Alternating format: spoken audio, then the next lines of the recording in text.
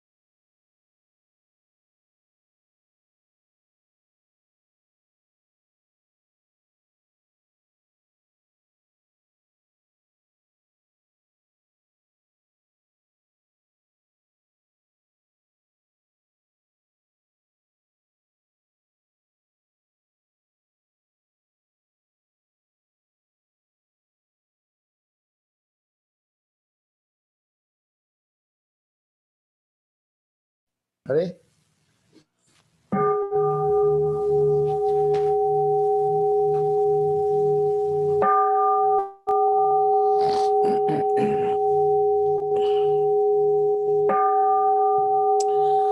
Om Mani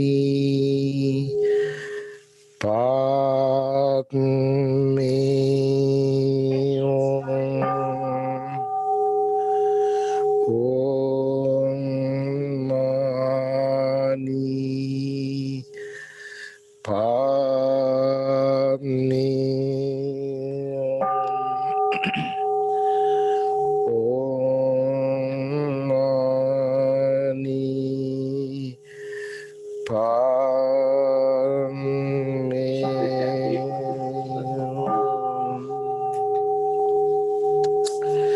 Good morning and welcome to the Sunday service. This morning, as usually, we are going to do meditation first. Venerable Panyaloka is going to lead the meditation. After the meditation, Reverend Kusala is going to give a Dhamma talk.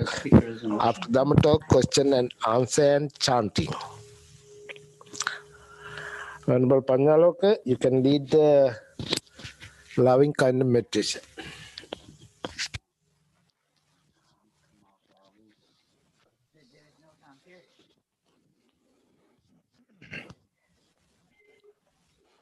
Very good morning to everyone.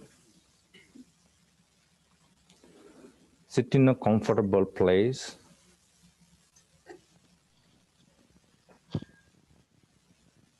Relax your bodies.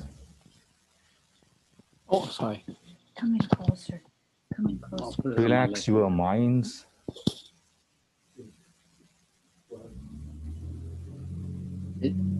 Practice these loving kindness thoughts.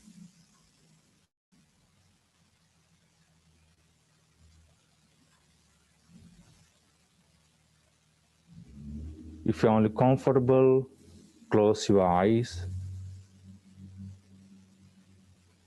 and reflect on these loving kindness thoughts.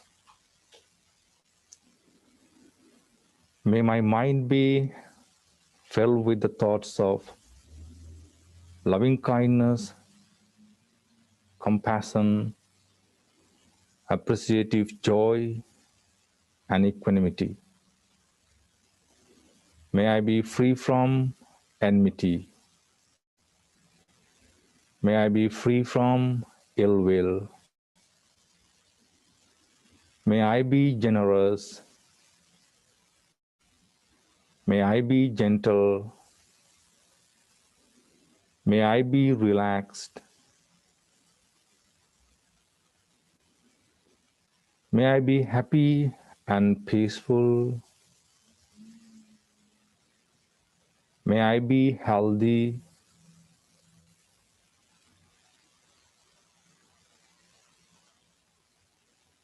May my heart become soft.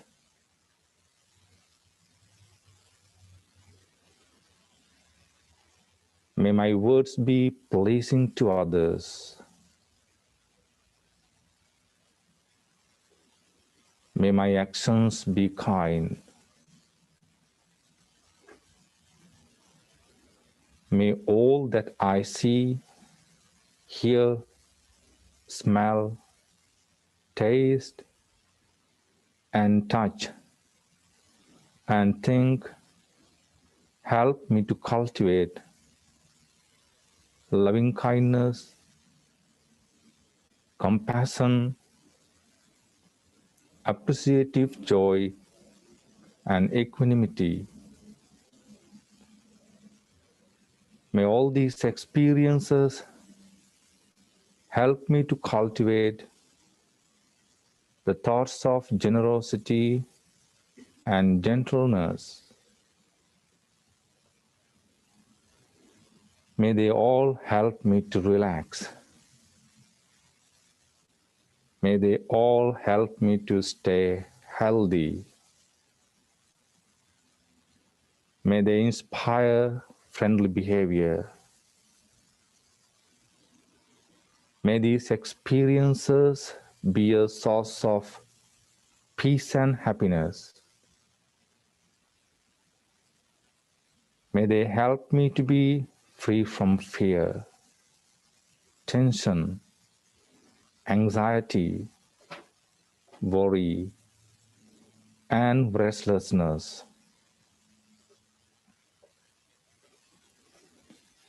No matter where I go in the world, in any direction, may I greet people with happiness, peace, and friendliness. May I be protected in all directions, especially from greed, anger, aversion, hatred, jealousy, and fear. May my parents, teachers, Dharma teachers, brothers and sisters, friends, well-wishers, and enemies be free from enmity, ill will, and grudge. May they all be happy, healthy, and peaceful. May all those who have hurt us be free from greed, anger, aversion, hatred, jealousy, and fear. Let these thoughts of loving kindness embrace them, envelop them. May all those who are in hospitals now, suffering from COVID and numerous sicknesses, meet with peace and happiness.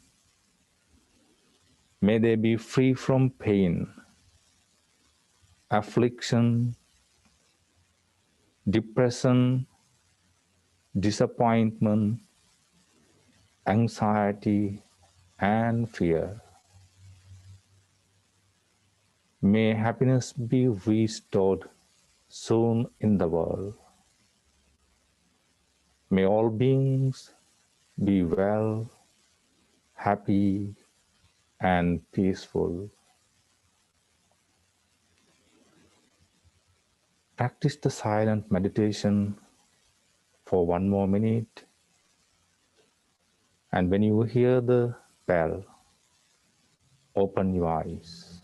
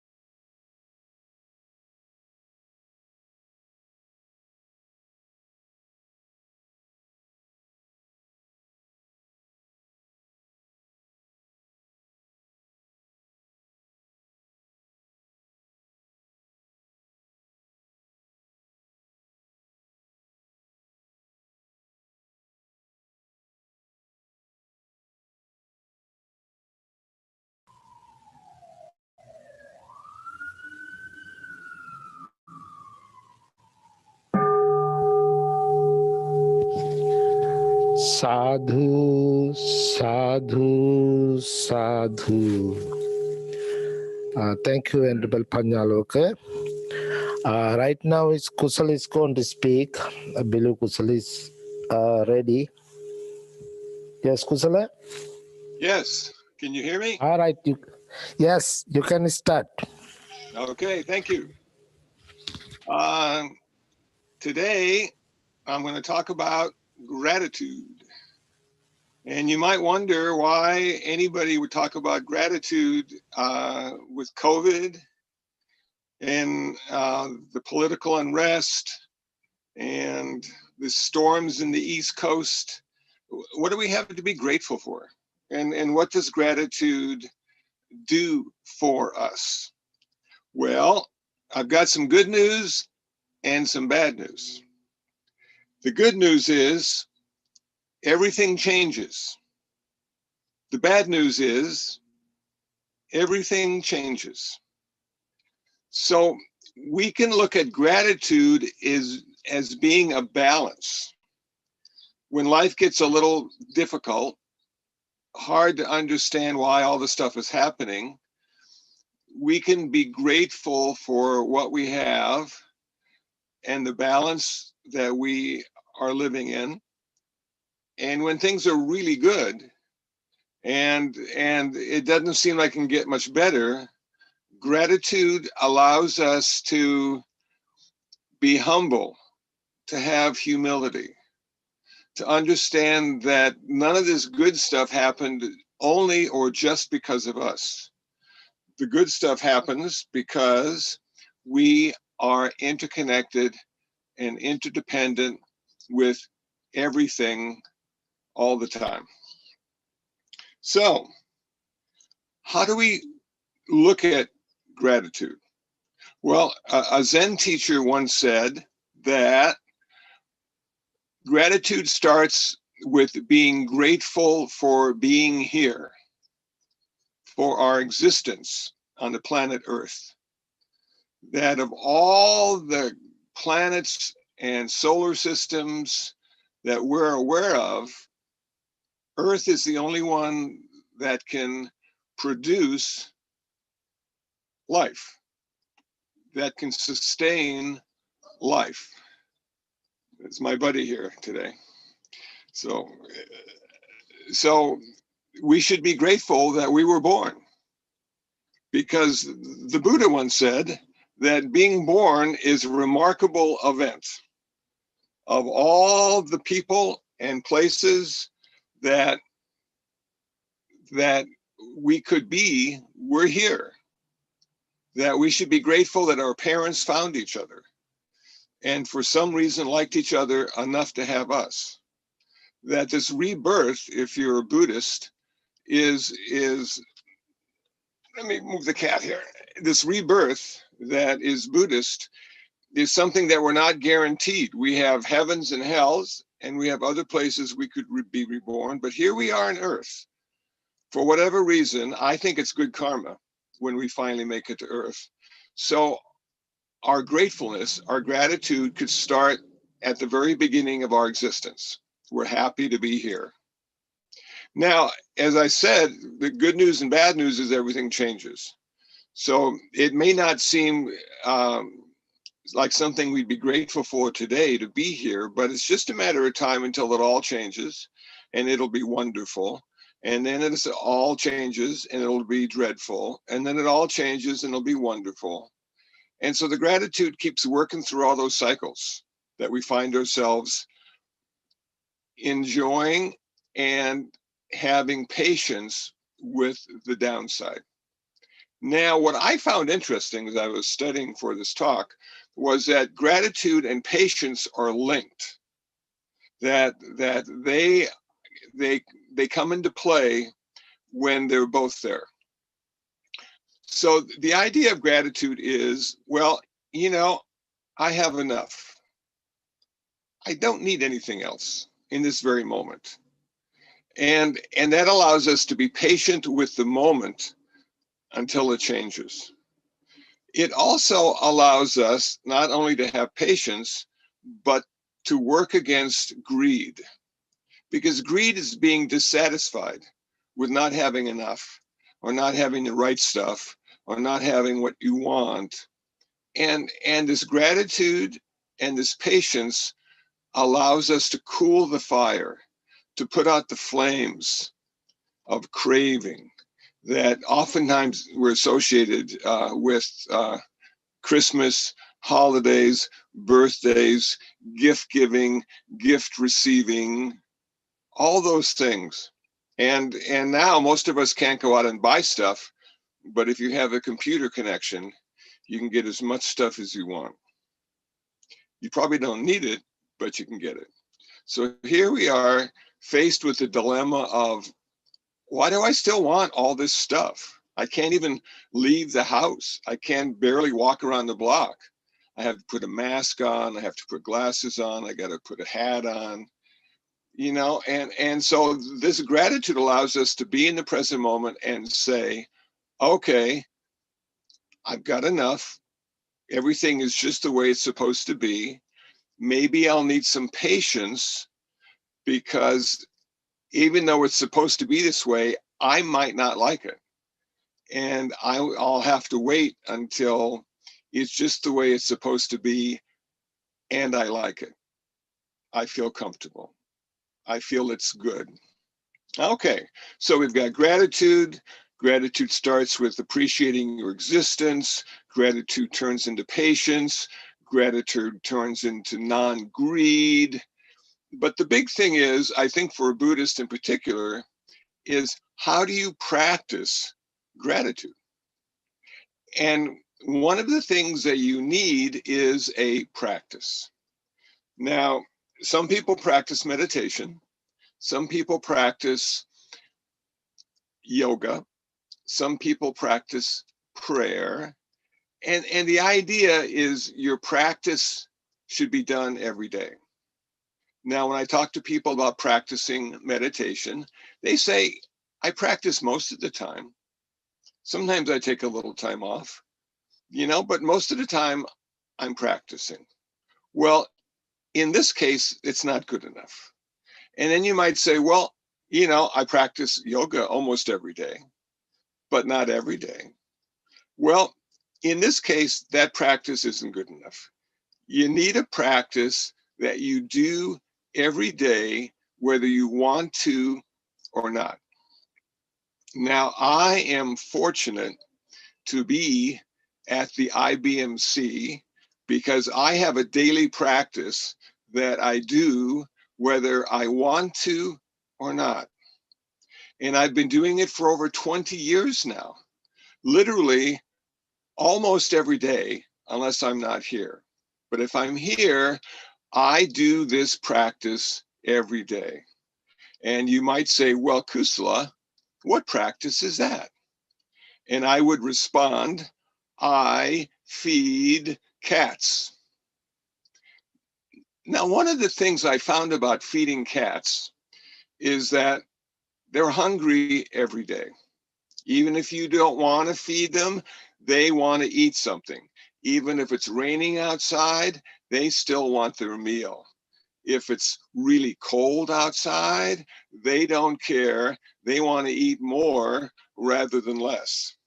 So you're sort of forced out of your comfort zone at least once, if not twice a day, in my case, to feed the cats.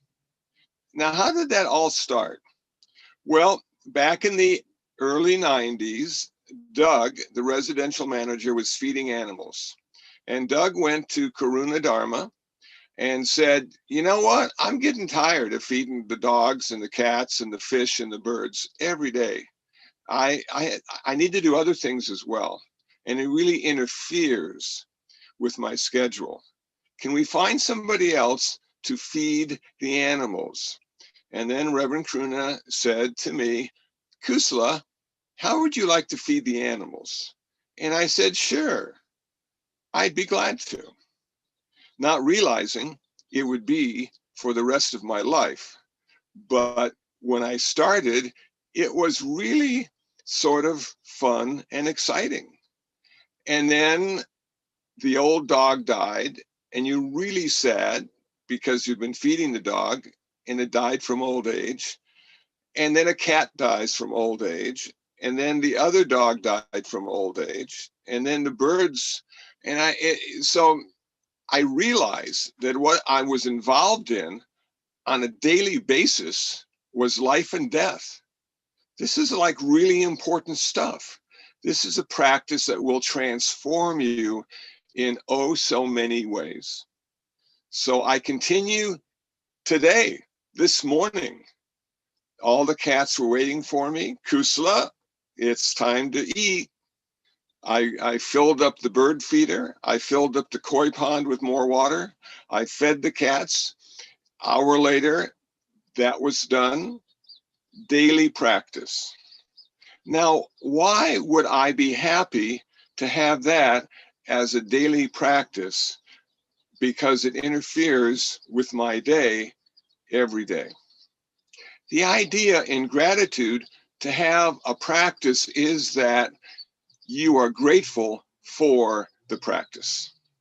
You are grateful because it has a grounding element that you know what you'll be doing at least part of the day. Whatever your practice is, for however long it lasts, that's what you're going to be doing. And in the time of great confusion that we find ourselves in, when people have lost their jobs and lost their way in a lot of cases and are trying to figure out how to pay the rent or how to buy food or how to feed the kids, having a practice really brings you back down to earth and gives you that balance that allows you to go ahead, because every day has something that feels familiar. Every day has something that will allow you to reestablish contact with your lifestyle. So having a practice is something that we all can be grateful for. And the Buddha is the one who allowed us to say, I've got a practice, I'm doing what the Buddha did. And the Buddha became a perfect human being. And if I practice long enough, if I'm committed to whatever practice I'm doing, I too will become a better person for it.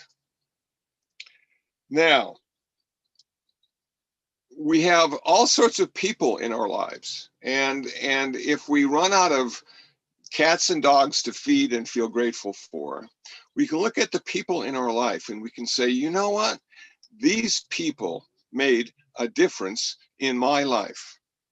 So let's start with the people that are the most obvious. Parents. No matter how good or how bad your parents were or seem to be, they brought you into this world and they allowed you to exist when you couldn't do it yourself. Now, it took me about 30 years to fully appreciate my mother, because she was pretty much an authoritarian and had to be. So she got divorced when I was 11. She raised 4 kids. She had 2 jobs and went back to school to get a degree, and ultimately started her own business with a friend. Now, you know, I look back at that and I'm thinking, my gosh, 2 jobs, school, and then having 4 kids to feed and clothe and house, and having no time at all for herself. How can you not appreciate that? How can you not give her her due and say, thank you? Even if you never felt loved by her, she fulfilled her duty as a parent, as a mother. And I just look back, and before she died, I went out to see her and talked to her, and we had a wonderful conversation about life and what she went through and what we all went through, and we're still here, and isn't that great? So we can start with parents. Parents are something we can be grateful for, and if they weren't very good parents, we can say, I'm grateful that I'm not with them any longer, and I'm creating my own life now. So you can be grateful one way or the other. And we all have people in our life that have made a difference. And I think one of the things that I found back in the 70s when I came to Buddhism was I found two people that made a difference. One was Dr. Ratnasara, and he was very much a Dharma teacher for many years for me.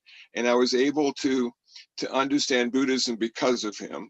And the other one was Karuna Dharma, the abbess of the center. And it took me a while to appreciate what she did for me. But then it finally dawned on me that Karuna Dharma said after the 1994 ordination, when I became a novice monk, she said, Kusala, we'd like you to be part of our meditation center. You can work here. We'll give you a place to sleep. We'll give you a stipend each month that will be enough to allow you to buy food and underwear, and we'll give you time to practice and reflect on the lifestyle that you've chosen. Now, how can you ever stop thanking somebody who changed your life in such a dramatic way that she said, you can be here and practice. You don't have to go out to work again. You can be here and stay focused on what you need to do. And so there you go. So for the last 26 years, I've been practicing and living at the International Buddhist Meditation Center and growing as an individual, not only because I feed cats, but because I have a chance to practice. And then there was Shinzen Young. Now, Shinzen Young was the vice abbot when I started coming to the IBMC. And he was a California guy who went to Japan and became ordained in the Shingon tradition of Japanese Buddhism. And when he came back to the United States, he came and stayed here and was elevated to vice abbot of the center.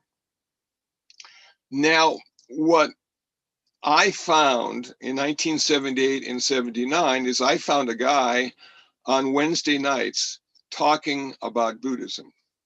And before that, we had to sit for an hour and a half, which was like going to hell in the beginning. But then after the hour and a half of sitting, Shinzen would come down the stairs and he would give his Dharma talk. Now, Shinzen's first language was English, and my only language was English. Shinzen had been raised in America, so we had a lot of cultural reference points that we could share and that I could understand. And because the Dharma is such a confusing philosophy in the beginning and so challenging, it's so nice to have somebody with a cultural context that can share their understanding with you and give you an idea of where it might go in your practice. Now, I could never be Shinzen. I ultimately had to be myself. I ultimately had to teach in a way that felt comfortable for me, and I had to use words that I understood. I was never much of a scholar, but I appreciate the Dharma and I appreciate the Pali and the Sanskrit and all the other things that go along with the Dharma. But if you got to really talk about it in English for everybody to understand, at least in America. So Shinzen got me started. Dr. Ratnasara kept me going. And Reverend Karuna gave me a place to stay and a chance to practice 24/7. So after that, I've got to thank one other person that really made a difference. And this is Jeff Gold. Now, Jeff Gold was in the record industry for many years, and I met him at a couple Dharma talks. And we struck up a friendship, and he was an interesting fellow. And about 6 or 7 months into our relationship, he said to me, he said, you know, I've been talking to my wife, and we want to get you a computer. Now, we don't want to give it to you, but we'll buy it for you, and you can take as long as you want to pay us back. But I think with what you've been talking about and where your practice is going, you really need to get online and start something whether it be a web page or a website or whatever. So I started off with an iMac, and Jeff bought me this iMac, and I had no clue when it came to computers, but the one thing I did have was time to read and practice and understand all the concepts of the internet and a computer and how it could be useful in the sharing of Dharma. So I ultimately had my first web page, which had no graphics at all. It was just text, and it was an introduction to me. And then I posted my first picture, and then I posted my first audio and my first video, and it all began. I found a name, Urban Dharma. That was my website, urbandharma.org, and still is, founded in 2001. And I have over 2,000 pages up and running. So from that first computer and that first page with text, I expanded into a website, podcasts, and that's my phone, podcasts, YouTube channel. It just started to blossom. So my practice became very virtual, as opposed to just going out and meeting people, which actually in the current time is perfect, because what we find is that it's almost impossible now to go out and give a Dharma talk. You know, we're all Zooming and internet and that kind of stuff. So this idea of having a chance to practice, having the right teachers in the beginning to get you started, to have somebody facilitate you and expand your Dharma and your understanding through the internet, those are things that I'll be forever grateful for, and allowed me to be more than I could have imagined. So, grateful, gratitude. It's an important aspect. And Buddhism says you need to practice every day. You need to remember what you're grateful for, because it will change and enhance your life, even in times like we find ourselves. It's an idea that allows us to have patience, to have non-greed, to have loving kindness, and allow us to be comfortable in any situation, because the good news is everything changes, because the bad news is everything changes. So I'm going to stop there, and I'm going to ask if anybody has questions or comments or wants to share something they're grateful for. What do you think?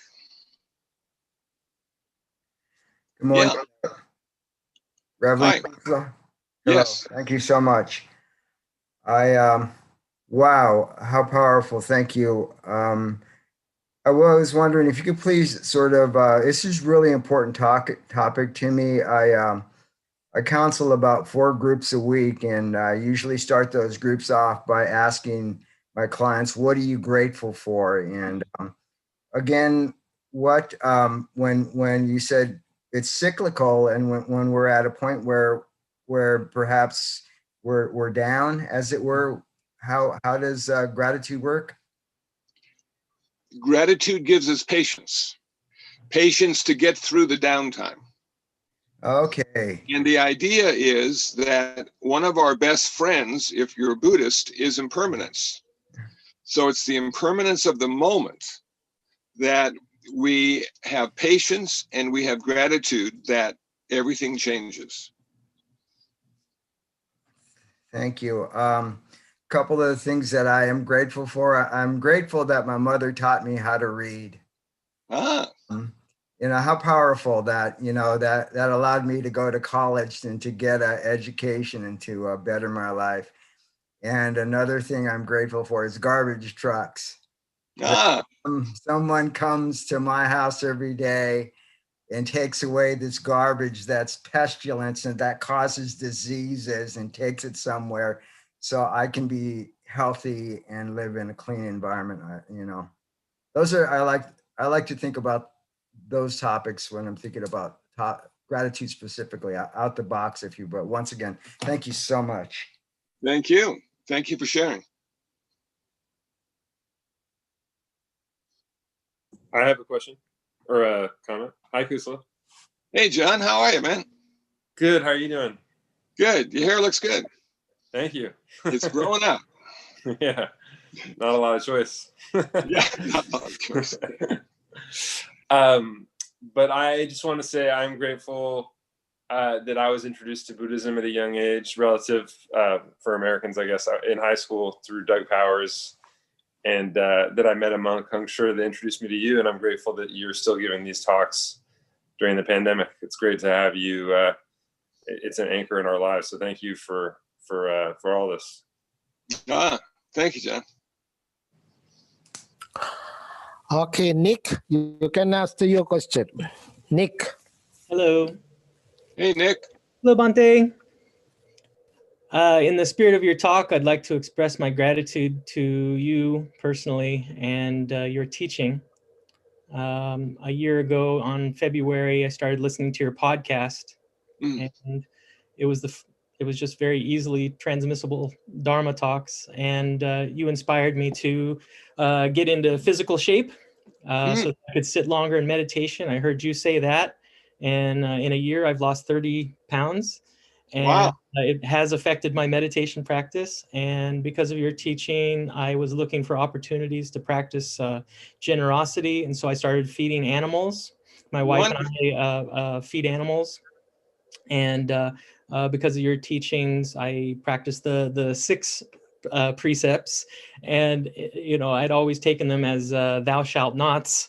And because of your teaching a year ago, I started looking at how I could exercise the precepts, how I could live in the precepts rather than restricting myself, and especially the 6th precept, the intention of practicing kindness for today, has really changed who I am and the way I relate to the world. So I would really like to thank you personally for your teaching. We've never met IRL, but your online presence and your podcast especially has really made the Dharma transmissible. So thank you very much.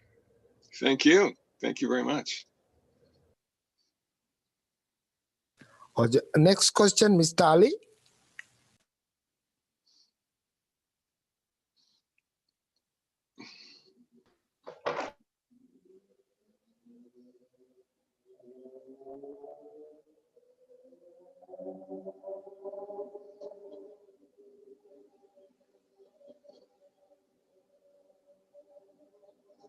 Has ever been. I have a great place to live. I have a great job, just a great life all around that I'm so grateful for. But I find myself being really quick to annoyance. And I don't know, like the pendulum goes back and forth very dramatically. And is there some way to help get a better balance and more moderation with that? Yeah, well, when you said you're quick to be annoyed, the idea of gratitude is it helps slow down that process and gives us patience to be grateful for what we have and not so much annoyed with what we don't have or how it could be. Because in any moment, it could be a heck of a lot better, I have found, especially if you watch TV and see the local news and you just go, how can it be like this? This is 2021. We haven't come very far as human beings, it seems. We're still, trapped in greed, hatred, and delusion. And this idea of gratitude giving us patience and ultimately giving us acceptance of the present moment is such a wonderful inspiration to have a practice to be grateful for. And that's why I'm grateful for feeding the cats, because it's something I do every day, whether I want to or not. There it is. Perfect. Well, then you know exactly what I'm talking about. That no matter how you feel, you got to feed your cat, because the cat will not let you rest until you do. So that's cool. That's the idea. So this is giving us patience. This gratitude gives us patience. It lessens our annoyance. it prevents us from being as annoyed as quickly as we used to be. And then when it changes, finally, we can look at our own annoyance and see that it's in us. It's not in the world out there. You know, the world may trigger you and your annoyance, but it's not in the world. It's the way you are experiencing the world. And what I have found with meditation and Buddhism is it literally changes the way we experience the world. It allows us to feel and look and emotionally react differently because of Buddhist practice. And it's a great gift for anyone who starts the practice and is able to share that experience, not proselytize it, but share that experience in the way you act and the way you respond and the way you live your life. People pick up on that and they go, what is she doing that I'm not doing? Why does she feel that way and I don't? And they may investigate their own spiritual practice because of you. So, you know, I'm annoyed too. The world is really an uncomfortable place, but we can all get through it, and it is guaranteed to change. So impermanence in these times is our best friend. And one day we'll be back to normal, whatever the heck normal is. We'll be back there. And we'll probably become complacent and not pay too much attention to what's going on, because it's the same thing every day. But now, today, 2021, it is really magically different every day. Not in the best way, but we never know what's going to happen day to day. You know, just to have that curiosity and say to yourself when you get up in the morning, well, I wonder what's going to happen today, you know? And sure enough, it happens. And there you go. So thank you for sharing. And thank you for showing me your cat. Beautiful cat. Thank you, Kusala. Sure, sure.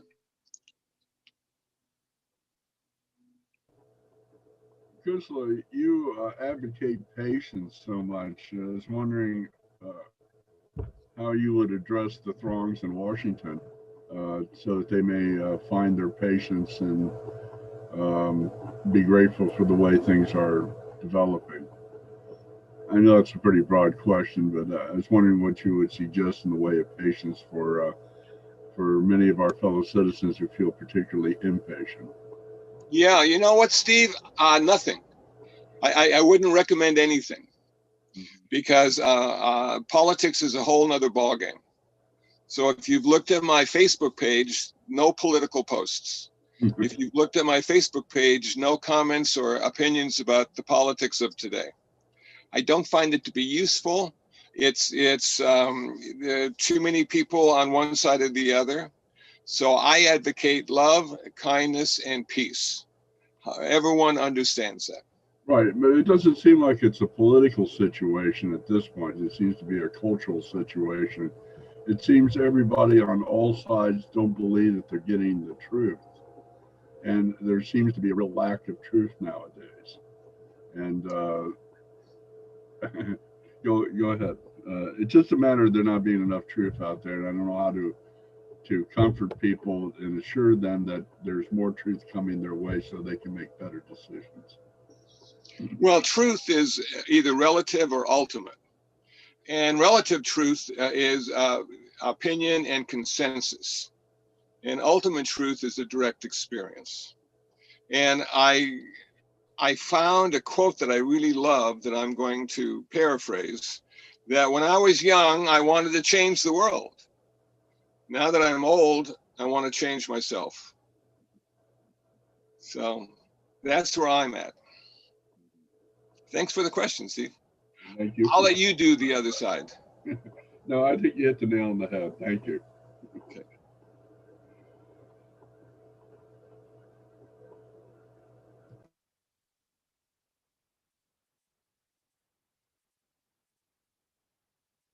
Any more question?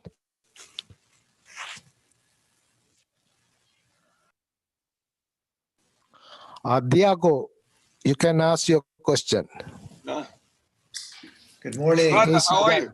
Oh, okay. Very go good, ahead. thank you.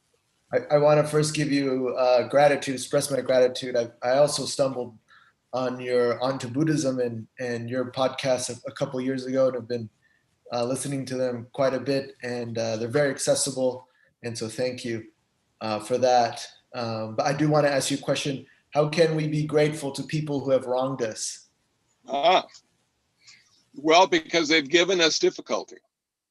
And difficulty is when we learn the most. If everything is going our way, we don't learn anything. We encourage it to just stay the same. But as soon as you get those difficult people or situations in your life, you wake up and you say, what's the problem? Is it me or is it them? What can I do to bring things back into balance? How can I find patience, acceptance, and forgiveness in the problems and circumstances that I find in my life? So it's really a wake-up call. Anytime somebody causes you to feel uncomfortable, it gives you a chance to reflect and go inside again. So difficulties are good. And in some cases, at some Zen Buddhist temples, they actually have a little prayer that encourages difficulties to happen so they can learn more about themselves. So it's always a learning experience, you know, whether we like it or not, you know. Okay. Thanks for the question. Thank you. Shraddha, how are you?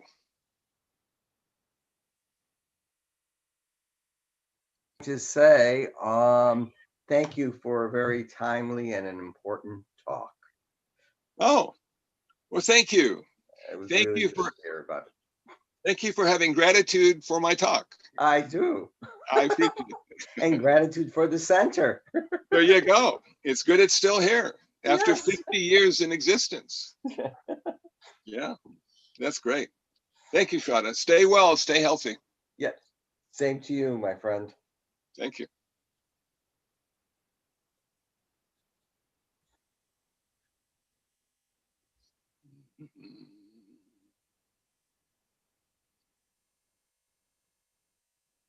Thank you, Ram Kusala. Thank you for everybody. I think we don't have time to ask more question. Okay. All right, we're going to chant page 4 and page 10 and some Pali chanting.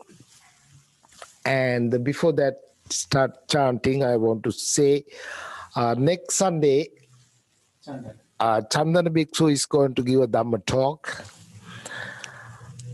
So we're going to chant right now.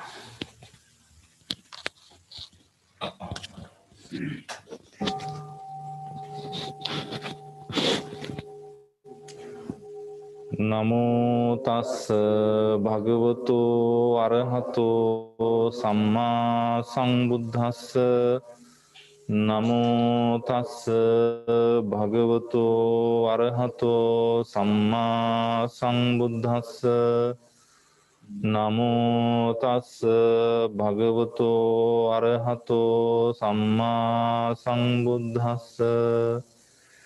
Iti piso bhagavan arahang samma sambuddho vinja charana sampanno sugato lokavidu purisa dhamma sarati sattha deva manussanang buddho bhagavati Swakato bhagavata dhammo sangdittiko ngakaliko ehi passiko ngopanaiko paccattang veditabbo vinyuhiti Supatipanno bhagavato savaka sangho ujupatipanno bhagavato savaka sangho Nyaya patipanno bhagavato savaka sangho Samici patipanno bhagavato Sāvaka Sangho Yadidang Chaptari Purisa Yugani Atta Purisa Puggala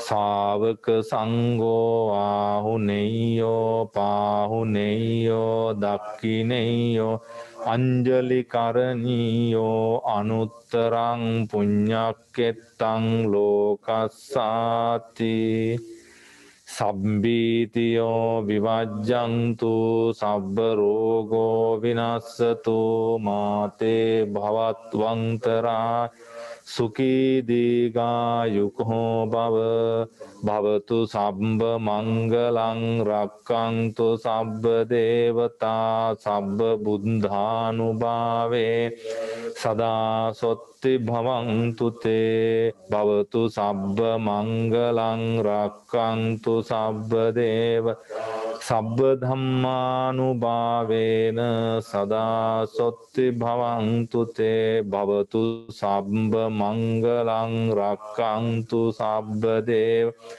Sabba Sanghanubhavena Sada Sotti Bhavantu Te. Sentient beings are numberless. I vow to save them all. Deluding passions are inexhaustible. I vow to end them all. Dharma gates are limitless. I vow to study them all. Buddha's way is supreme. I vow to attain it.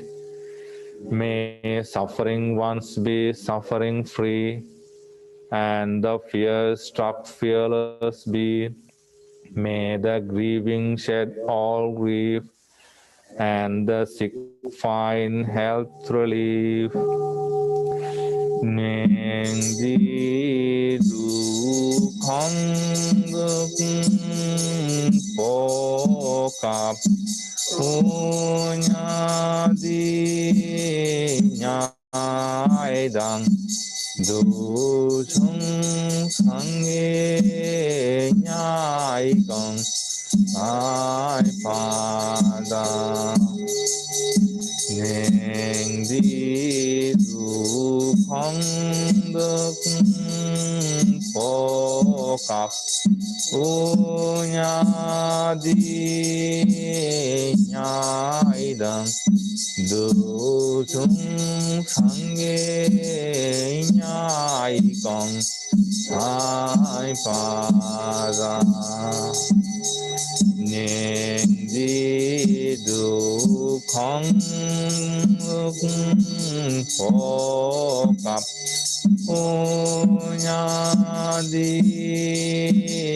nyaidang duchung sangye nyaikang ai pada Om Mani Padme Hum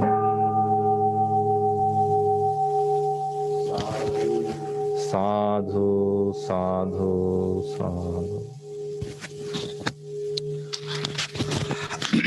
Thank you again, all the monks, and we have 4 monks here sitting actually, and thanks for the Ashan also who's doing the video program, and thanks Sir and Kusala and all the members who will come and participate today. By the power of the Buddha Dhamma and Sangha, you all be well and happy. Thank you again.